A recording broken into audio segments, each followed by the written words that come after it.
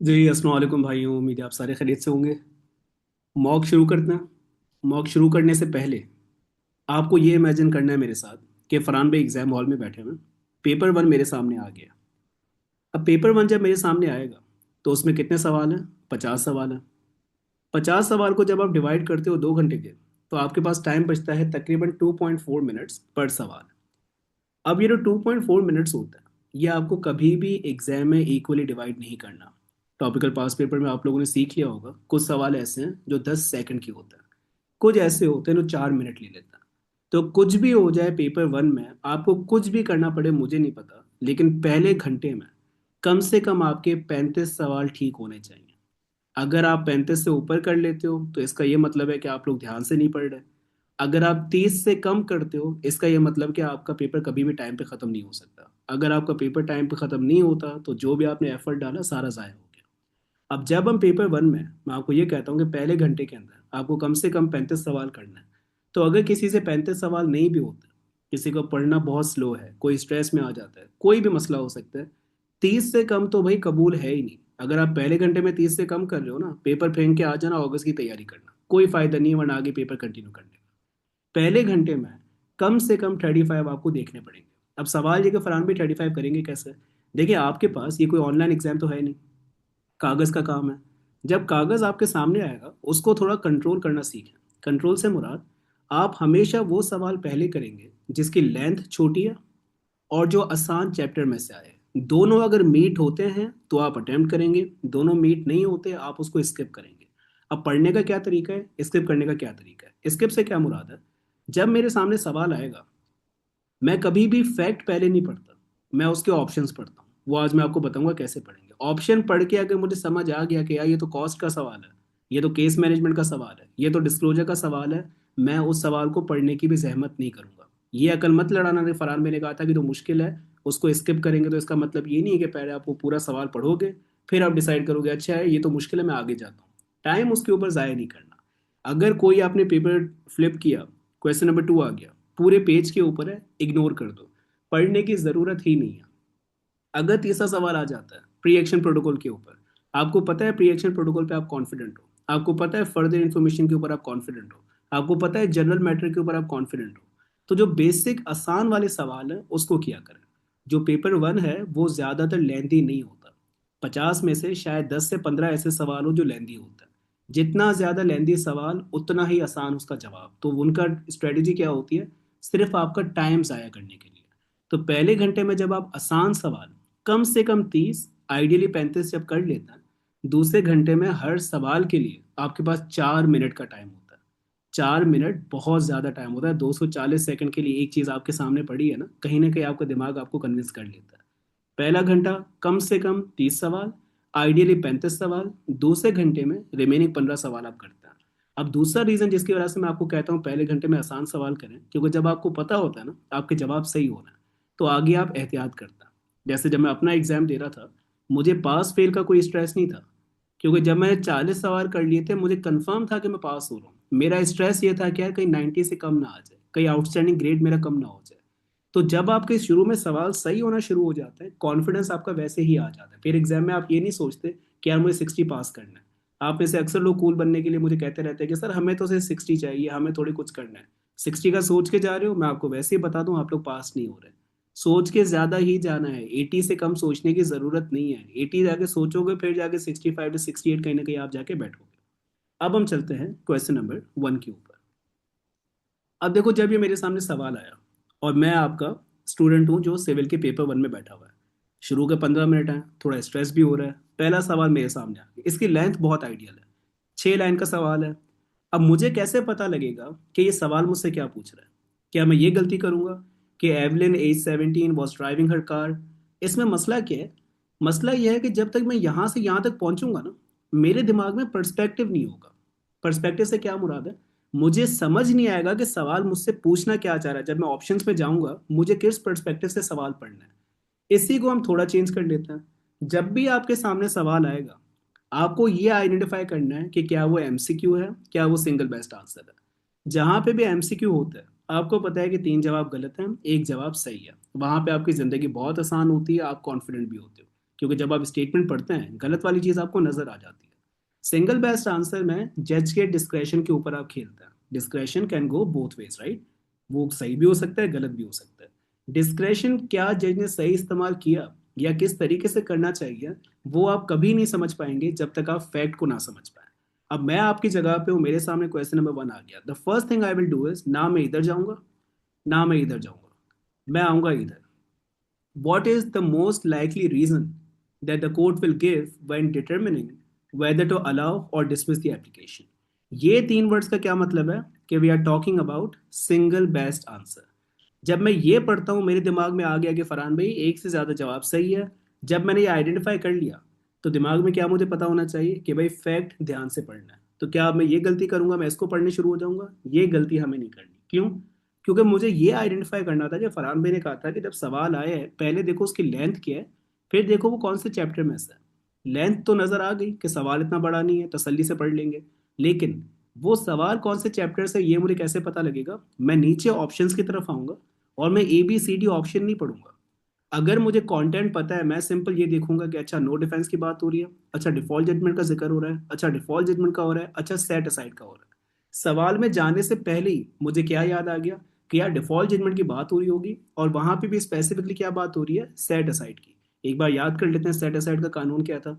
कि जहां पे भी डिफॉल्ट जजमेंट आपको सेट असाइड करनी होती है, हमारे पास दो तरीके होता है। या वो सिचुएशन जहां पे लाजमी होता है, या वो सिचुएशन जहां पे डिस्क्रेशनरी होता है।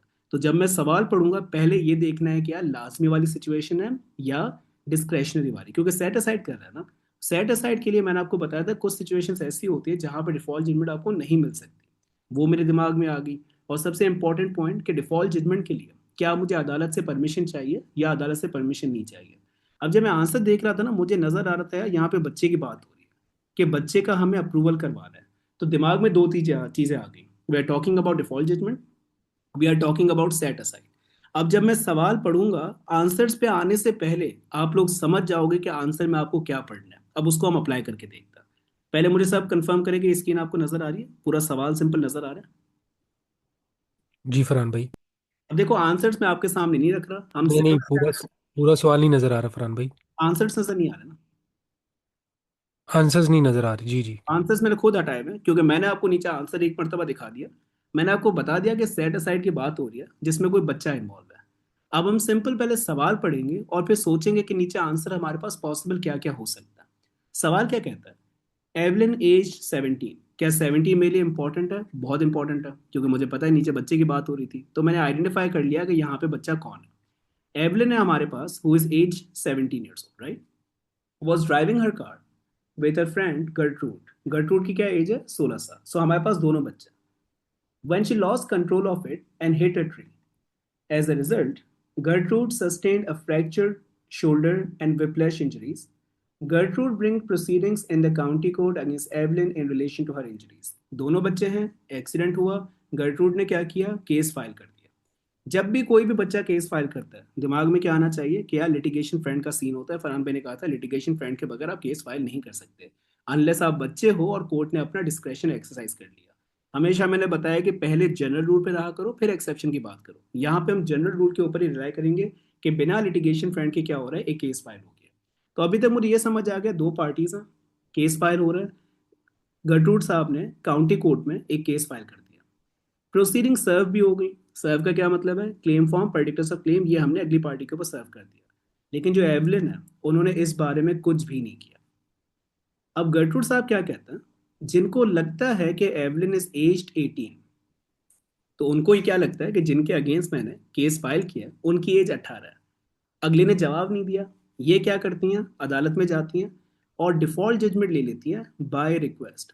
यहीं पे दिमाग में आ जाना चाहिए यार, रिक्वेस्ट की बात हो रही है ना, तो सिर्फ उसको डैमेजेस चाहिए होंगे, मॉनिटरी क्लेम होगा। तो वो अदालत में गई, डिफॉल्ट जजमेंट लेके आ गई। अब एवलिन डिफेंडेंट को जब पता लगा, जब अदालत ने उनको बताया कि उनके अगेंस्ट एक डिफॉल्ट जजमेंट एंटर हो गई है, तो वो आपसे पूछती हैं। जो आप लोग एग्जाम में बैठे हुए हो, आपसे पूछा जा रहा है कि यार आप उसको क्या एडवाइस दोगे कि क्या अदालत डिफॉल्ट जजमेंट को सेट असाइड करेगी या नहीं करेगी। अब इसमें एक चीज क्लियर हो गई, फरहान भाई ने कहा लिटिगेशन फ्रेंड होना चाहिए। क्या सवाल में लिटिगेशन फ्रेंड के बारे में वो आपसे पूछ रहा है? नहीं पूछ रहा। उसने आपको ये एडवाइस दी है बहुत सिंपल कि दो बच्चे हैं, पहले बच्चे ने दूसरे के अगेंस्ट क्लेम फॉर्म सर्व किया, पर्टिकुलर्स दिए, अगले बंदे ने जवाब नहीं दिया। पहले को लगता है अगला बंदा 18 से ज्यादा है, वो अदालत में जाती हैं, डिफॉल्ट जजमेंट लेके आ जाती हैं। मुझे को ये बचा है कि जब भी आप बच्चे के पास केस फाइल करते हैं और वो जवाब नहीं देता, आप उसके अगेंस्ट डिफॉल्ट जजमेंट लेने लेने जाते हैं, क्या आपको अदालत की परमिशन चाहिए कि नहीं चाहिए? सही। तो यहाँ पे तो उसने डिफॉल्ट जजमेंट ली है, क्या वो सही लिया है गलत लिया? गलत थी। अब देखो गलत ली यहाँ है। तक आपका कंटेंट क्लियर है, यहाँ तक ये बात समझ आ गई, क्या डिफॉल्ट जजमेंट उसने ले ली ना, चाहे उसका शक था कि वो 18 का है, डिफॉल्ट जजमेंट गलत है। अब जब भी डिफॉल्ट जजमेंट गलत होती है, उस सिचुएशन में सेट असाइड करना मैंडेटरी होता है, डिस्क्रेशनरी होता है? मैंडेटरी। अब जब मैं नीचे पढ़ के आया हूँ, मुझे पता है कि सेट असाइड की बात हो रही है। अब जब मैं आंसर में जाऊंगा, मैं सिंपल ये देखूंगा कौन सा ऐसा आंसर है जो मेरी इस कंटेंशन को सपोर्ट करता है कि बच्चे के अगेंस्ट जो डिफॉल्ट जजमेंट है वो परमिशन के साथ लेनी चाहिए थी। क्योंकि परमिशन के साथ नहीं ली, तो इस सिचुएशन में क्या होना चाहिए, हमें उसको सेट असाइड करना चाहिए। तो अब हम आते हैं आंसर्स के ऊपर, वन बाय वन इसको समझते हैं। ए क्या कहता है? Gertrude has obtained a valid judgment and the court is unlikely to set it aside as Evelyn has no defense. मुझे पता है आप सबके दिमाग ने एक साथ कहा है कि नहीं फरहान भाई जजमेंट तो गलत है, ए को हमने हटा दिया। याद रखिएगा सिंगल बेस्ट आंसर है, एक से ज्यादा पॉसिबल सिचुएशन हो सकती है। बी क्या कहता है? The default judgment will be set aside. Will का क्या मतलब है? ऑप्शन नहीं है, मे नहीं है, यहाँ पे सेट असाइड होगी। As Evelyn is a child and the default judgment was obtained by request. अब यहाँ पे ये समझना है फरहान भाई, यहाँ तक तो बात समझ आ गई यार, बच्चा है उसके आगे डिफॉल्ट जजमेंट सेट असाइड होगी। ये अभी भी समझ नहीं आ रहा कि default judgment was obtained by request, इसका मतलब क्या है? रिक्वेस्ट का मतलब क्या था, अगर आप सबको याद होगा, कोर्ट ऑफिसर के पास आप जाते हो, राइट? अप्लाई का क्या मतलब था? आप जज के पास जाते हो। मुझे आप ये बताओ कि जहां पे बच्चे के अगेंस्ट आपको परमिशन चाहिए, क्या आप जज के पास जाओगे, अप्लाई करोगे, या आप रिक्वेस्ट करोगे? अप्लाई सर करेंगे। अप्लाई कर। अप्लाई करेंगे इन सर की। अब यहाँ पे हम ये समझ गए कि बच्चे के अगेंस्ट अप्लाई करना चाहिए था, तो यहाँ पे रिक्वेस्ट हुआ है। अब मेरे नज़दीक अगर आप मुझसे पूछोगे, मैं कन्विंस्ड हूँ कि बी ठीक है। लेकिन क्योंकि ये एमसीक्यू नहीं है, जल्दबाजी नहीं करनी। एमसीक्यू में जब आपको पता है ना एक जवाब सही है, टिक करना है, आगे बढ़ना है। लेकिन जहाँ पे सिंगल बेस्ट आंसर है, एक मरतबा बाकी ऑप्शंस को देखना है। अब जब मैं सी देखता हूँ, सी क्या कहता है? The default Farhan judgment. भाई सॉरी आपकी बात काट फरहान भाई सॉरी आपकी बात काट रहा हूँ। ये रिक्वेस्ट और अप्लाई वाला दोबारा बता दिएगा प्लीज। जब भी मैं क्लेमेंट हूँ, आप डिफेंडेंट है, आपने जो है जवाब नहीं दिया, मैं आपके अगेंस्ट डिफॉल्ट जजमेंट लेने जा रहा हूँ। जब भी मैं डिफॉल्ट जजमेंट लूंगा, मुझे देखना पड़ेगा कि मुझे रिक्वेस्ट करना है या मुझे अप्लाई करना है। रिक्वेस्ट आप कब करते हैं? जब मॉनिटरी रेमेडी होती है। अप्लाई कब करते हैं? जब नॉन मॉनिटरी रेमेडी होती है। उसी के साथ जब मैं डिफॉल्ट जजमेंट के लिए जाता हूँ, मुझे ये याद करना है कि क्या मुझे अदालत से परमिशन चाहिए या नहीं चाहिए, जिसका मतलब क्या है, मुझे जज के पास जाना पड़ेगा या नहीं जाना पड़ेगा। अगर आप डिफॉल्ट जजमेंट ऐसे ऐसे केस में ले रहे हो जहाँ पे बच्चा इन्वॉल्व है, या ऐसे में ले रहे हो जहां प्रोटेक्टेड पार्टी है, या ऐसे में ले रहे हो जहां पे स्पाउस एक दूसरे के अगेंस्ट केस फाइल करना है, वहां पे you need to apply for default judgment, not request. अब सी क्या कहता है? The default judgment will be set aside as judgment against a child must be approved by the court. अब जब यहां तक हम पढ़ते हैं, हम सारे एग्री करते हैं कि बात ठीक है। लेकिन मुझे कोई बता सकता है इस आंसर में मसला क्या है? वो एक कौन सा लफ्ज है जिसकी वजह से मैं कहूंगा कि नहीं यार, मुझे सी टिक नहीं करना चाहिए? Litigation front.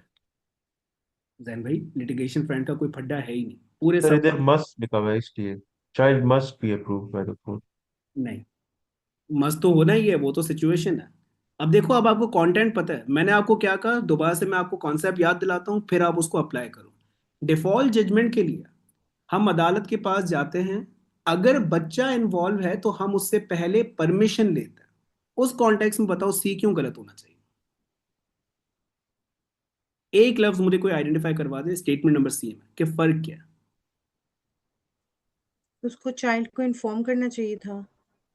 नहीं, लॉजिक लगाओ, एक से लफ्ज ढूंढो, इधर तो सोचो नहीं। आपके सामने जो स्टेटमेंट लिखी हुई है ना, हसाम भाई ने आइडेंटिफाई कर लिया है। लफ्ज क्या लिखा हुआ है? अप्रूव्ड। अप्रूव आपको नहीं करवाना होता। देखो, दो टर्मिनोलॉजी होती है। सेटलमेंट अगर किसी बच्चे के साथ हुई है तो आप अदालत में जाएंगे, उसको अप्रूव करवाएंगे। डिफॉल्ट जजमेंट में आप अप्रूव नहीं करवाते, आप परमिशन लेते हो। अप्रूव का क्या मतलब होता है? मैं डिफॉल्ट जजमेंट ले लूं, फिर मैं उसको अप्रूव करवा लूं, जबकि ऐसा नहीं है। यहाँ पे क्या है, पहले मैं अदालत में जाऊंगा, उनसे मैं इजाजत मांगूंगा, जज साहब आप मुझे इजाजत दें, मुझे इस केस में डिफॉल्ट जजमेंट चाहिए।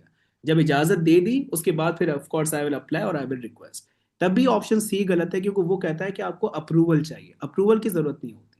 डी कहता है The default judgment will be set aside as a judgment obtained on behalf of a child must be approved by the court. Same मसला कि जहां पे भी कोई भी आपने जजमेंट ऑब्टेन की on behalf of a child, वहां पे अप्रूवल की क्या जरूरत है भाई?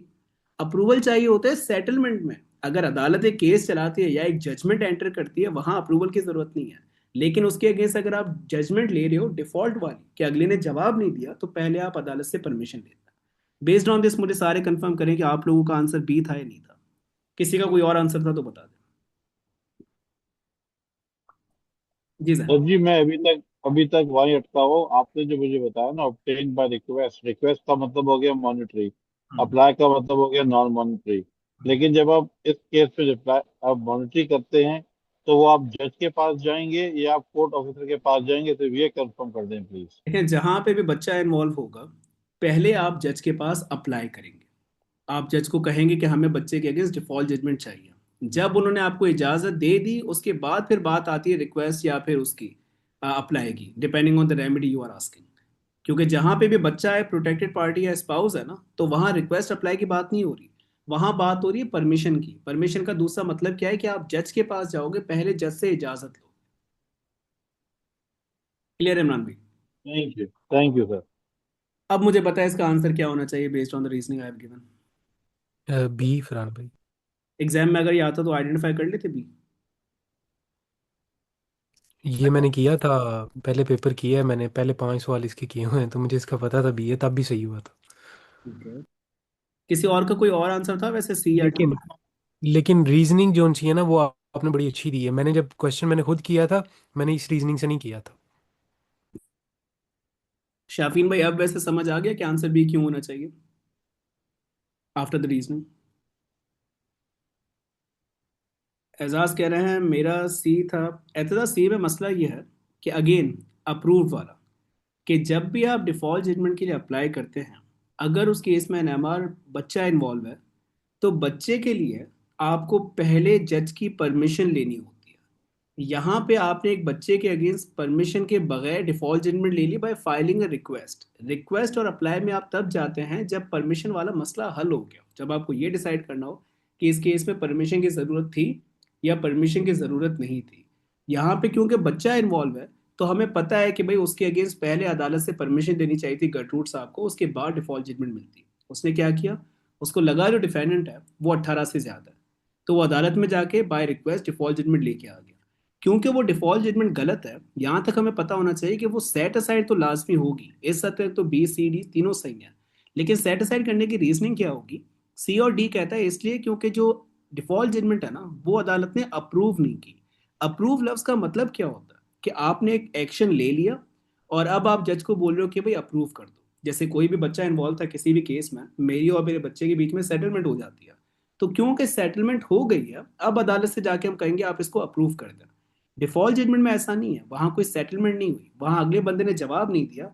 मैं उसके अगेंस्ट क्या करना चाह रहा हूँ, डिफॉल्ट जजमेंट मांगना चाह रहा हूँ। जब मैं डिफॉल्ट जजमेंट मांगूंगा, तो पहले मुझे अदालत में जाना है, अदालत से परमिशन लेनी है कि जैसा अब इस केस में बच्चा इन्वॉल्व है।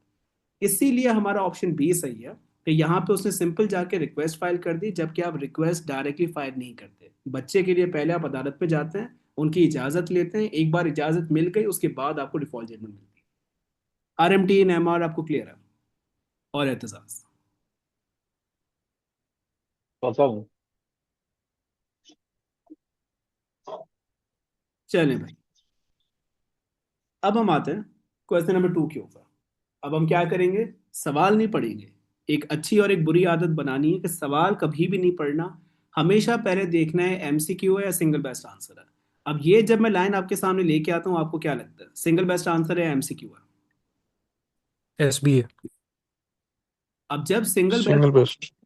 तो उसमें सिंपल क्या करना है, फरहान भाई ने कहा था जहां सिंगल बेस्ट आंसर आएगा फोकस थोड़ा ज्यादा कर लेना। एमसीक्यू में चिलिंग कर लो, समझ आता है। लेकिन जहां सिंगल बेस्ट आंसर है ना, फैक्ट के ऊपर पूरा सवाल घूम जाता है।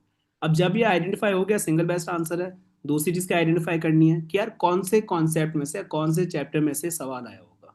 तो मैं सिंपल क्या करता हूँ, आप लोगों के साथ ये गेम खेल लेता हूँ। यहाँ पे मुझे नजर आ रहा है हेयर से नोटिस, यहाँ मुझे नजर आ रहा है उस विटनेस को ओरल एविडेंस के लिए बुलाना चाहिए, यहाँ मुझे नजर आ रहा है कि उसको क्रॉस एग्जामिन के लिए बुलाना चाहिए, यहाँ नजर आ रहा है कि एविडेंस पे रिलाई नहीं कर सकते अनलेस कोर्ट इजाजत दे। आपको क्या लगता है कौन से चैप्टर में से सवाल होगा? Evidence of fact. ठीक है, किसी को लग रहा है कि सिविल ट्रायल एंड एविडेंस का भी सवाल हो सकता है जिसमें हेयरसे का कॉन्सेप्ट था?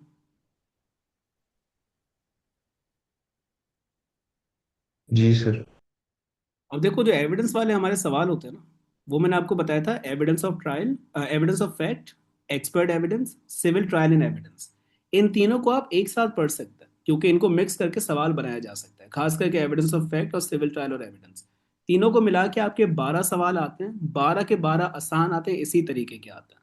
अब यहाँ तक मुझे ये समझ आ गया कि यार किसी विटनेस की बात हो रही है और सिंपल ये बहस हो रही है कि उस विटनेस के ऊपर आप रिलाई कर सकते हो या नहीं कर सकते। तो 99% सवाल में क्या लिखा होना चाहिए? कुछ ऐसा होना चाहिए कि आपका कोई विटनेस है, या तो वो आना नहीं चाहता या वो आ नहीं सकता बिकॉज ऑफ एनी प्रॉब्लम या किसी भी काम के लिए। ठीक है, उस पॉइंट ऑफ व्यू से अब मैं सवाल पढ़ता हूँ। मुझे पता है कि किसी विटनेस की बात हो रही है, जब मैं सवाल पढ़ूंगा मुझे सिर्फ आइडेंटिफाई करना है कि वो बंदा कौन है और वो क्यों नहीं आ सकता। क्वेश्चन 2 क्या कहता है? Susanna was involve in a road traffic accident when the car she was traveling in as a passenger was hit by a car being driven by Martin. Susanna has brought a claim in the county court for damages for personal injury. Susanna's solicitors served a witness state from Dolores. So अब मैं क्या करूंगा, इस डॉली बाजी को अपने पास लिख लूंगा नोट के ऊपर। नोट पे कैसे लिखूंगा? ये जो जगह है ना, इस जगह पे मैं लिख लूंगा कि विटनेस कौन है। किसका विटनेस है? डोलोरेस क्लीमेंट साहब का। When witness statements were exchanged 6 months ago, 6 महीने पहले हमने इसकी विटनेस स्टेटमेंट टाइम पे एक्सचेंज कर ली थी। तो अभी आंसर्स पे जाने से पहले ही हम क्या डिस्कस कर लेते हैं कि जब भी आप कोई भी विटनेस स्टेटमेंट एक्सचेंज करते हैं, आपके ऊपर याद है ऑब्लिगेशन क्या था? उस बंदे को अब ट्रायल में बुलाना होता है, या ओरल एविडेंस के लिए, या फिर आप क्या करते हो, उसके ऊपर रिलाई करते हो एज हेयर से एविडेंस। गोल्डन रूल याद रखना कि जब भी आपने किसी की भी witness statement in accordance with the directions of the court time पे एक्सचेंज कर ली, उस विटनेस स्टेटमेंट के ऊपर रिलाई करने के लिए उस बंदे को आपको या तो ओरल एविडेंस के लिए बुलाना पड़ेगा अदालत में, या फिर उसके एविडेंस पे आप एज हेयर से रिलाई करते हो। तो यहाँ पे we have one claimant, we have one defendant, Dolores is the witness जिसकी विटनेस स्टेटमेंट हमने एक्सचेंज कर ली। तो 99.99% क्या फड्डा होगा आगे कि या मैं उसको ओरल एविडेंस के लिए बुलाऊं या मैं उस पर हेयर से की तरह रिलाई करूं। अब सवाल क्या कहता है? The trial of the matter is due to take place in 2 weeks. Evidence वाले सवालों में टाइम क्यों इंपॉर्टेंट है? क्योंकि आपको फिर बेस्ट तरीका ढूंढना होता है।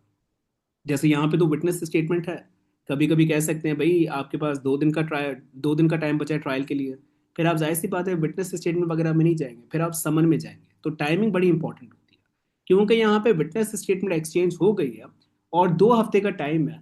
अब मुझे सिंपल ये आइडेंटिफाई करना है कि ये विटनेस अदालत में क्यों नहीं आ सकता, उस हिसाब से फिर हम उस मेथड को ढूंढेंगे।